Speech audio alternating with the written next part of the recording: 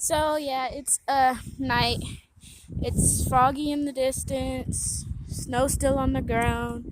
They shoveled the streets and the sidewalk a little bit, and like the traffic is barely seeable because of the fog and stuff.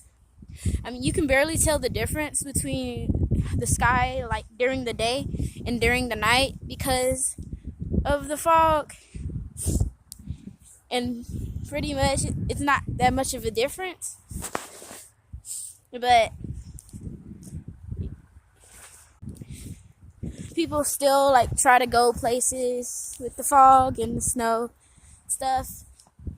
And overall, to me, it seems like scary to drive because I would think I wouldn't be able to see through all this on the road. And with the snow, I probably would just like fall off the road.